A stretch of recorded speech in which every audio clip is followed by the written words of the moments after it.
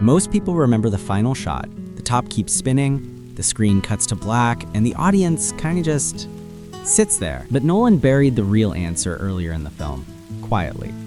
Cobb wears a wedding ring in every dream sequence. He doesn't wear one in any real-world scene. Not once. It's the kind of detail that changes everything once you catch it, and it's been sitting there on rewatch number 1. Planting an idea sounds simple. It isn't. The whole premise rests on one problem. If you tell someone an idea directly, they'll trace it back to you and reject it. The idea has to feel like it came from them. That's the whole game.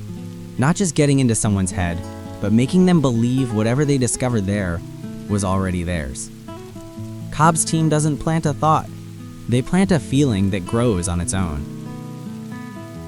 Christopher Nolan started writing Inception in 2001. He didn't film it until 2010. For almost a decade, the script sat there while he worked out how to make it function. Part of the problem was exposition, explaining dream within a dream logic without losing the audience entirely. The solution he landed on was putting a rookie on the team. Ariadne doesn't just help Cobb build the dream world. She's how Nolan teaches the audience the rules. Here's the thing about totems. They only work if nobody else has touched them.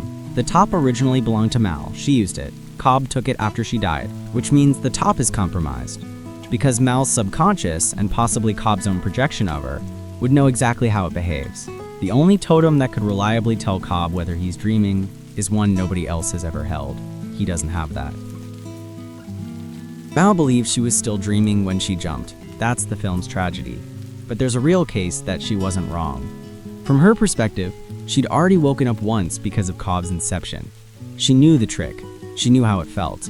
What if the second reality was just another layer? Cobb never actually disproves her theory. He just decides not to believe it. And that choice isn't the same thing as being right.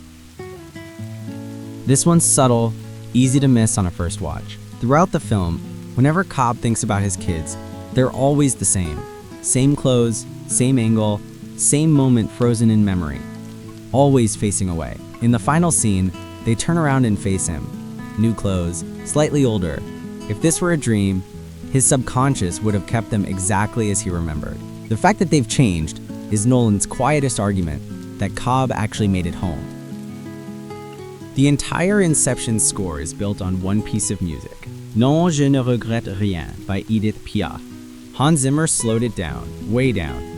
In the film, time moves slower inside a dream, and the kick has to be synchronized across every layer. The music is the countdown. If you speed any track from the score back to its original tempo, you'll hear the Piaf song underneath it. The whole score is one elaborate structural trick. The rotating hallway sequence took 3 weeks to shoot. The set was a hotel corridor built inside a cylindrical rig that could spin 360 degrees. Joseph Gordon-Levitt and the stunt team trained for months. No CGI. The camera was mounted inside the rotating set, so when the room spins, it actually spins. Every hit, every throw against the wall, real physics. Nolan reportedly refused to fake it, even when the crew suggested safer alternatives. Practical effects evangelist is one way to describe it. Each dream level runs on a different time ratio. First level, 10 hours is 10 hours. Second level, those same 10 hours stretch into a full week. Third level, a few real-world hours become months inside the dream. And limbo is decades. The plan depends on everyone kicking at exactly the right moment, synchronized across time streams, moving at completely different speeds. One mistake at any level breaks the whole chain. Most people treat limbo as just really deep. It's not. Limbo is unconstructed dream space, raw subconscious with no architect, no rules, no way to track how much time has passed. Saito ends up there. By the time Cobb finds him, Saito has been waiting so long he's forgotten who he is or why any of it matters. That's the real danger of limbo, not the depth, but the forgetting. You don't die there, you dissolve. Early in the film, Eames mentions something almost in passing. Fischer's subconscious has been trained to militarize against extractors. The team treats it like a logistics problem. But think about what that actually means. Someone paid to build a private army inside this man's head. Fischer has no idea. He's walking around every day carrying soldiers in his own mind, and nobody told him.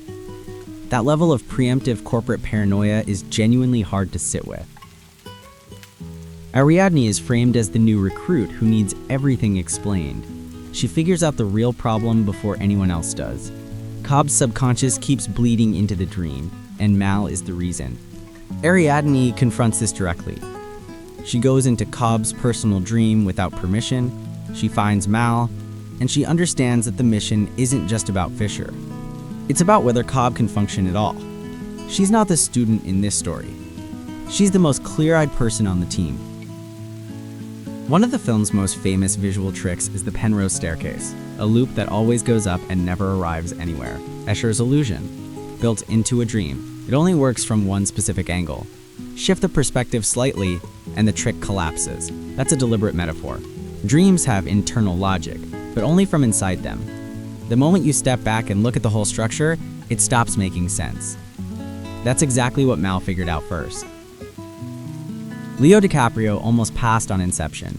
He was deep in post-production on other projects and wasn't looking to commit to something else. Nolan waited. The script sat on Leo's desk for months.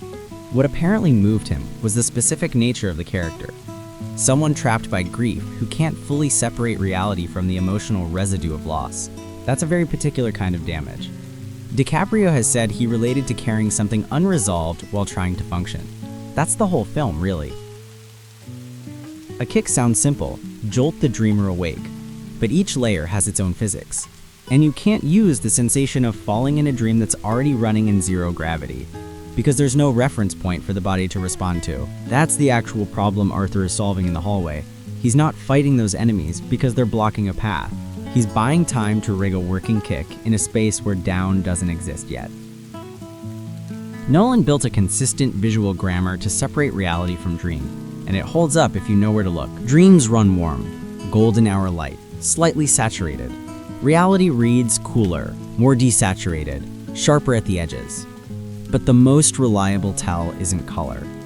It's architecture. Dream spaces always have something slightly wrong in their geometry. A wall too long, a ceiling too high, a room that couldn't physically fit inside the building containing it. Cobb knows how to spot it, he just doesn't always look. Inception is set up as a corporate thriller, but Fischer's story is genuinely one of the saddest in the film. His father never told him he was proud. That's the wound. The whole operation ends up giving Fischer a fabricated moment of closure with a dying father who says something he never actually said. It's emotionally fraudulent, Fischer cries. He feels healed. And none of it was real. That's the part nobody seems to talk about. Nolan has addressed the ending. His answer is deliberately unhelpful, and I mean that as a compliment. He said the point isn't whether the top falls, it's whether Cobb cares enough to look. In the final scene, Cobb walks away from the top before it finishes spinning. He goes to his kids. He stopped checking. Whether any of it is real or not, he's done running the test. For Nolan, that's what choosing to live actually looks like. Most heist films date themselves. The technology changes, the slang shifts, the social context moves on. Inception doesn't have that problem, because the technology it runs on is the human brain, and that hasn't changed. The questions it raises, whether we can trust our own perception, whether grief distorts reality, whether closure can be manufactured, are permanent questions. 16 years later, nothing in the film needs updating. Most blockbusters don't even aim for that. Here's the thing about the top. It doesn't matter if it falls. It was never Cobb's totem. He doesn't know how it behaves in reality versus in a dream, because it belonged to Mal. So the test is broken. And Nolan knows you know this, which is why the final shot isn't really about the top at all. It's about you. Do you need it to fall to feel okay? That's your answer. Right there.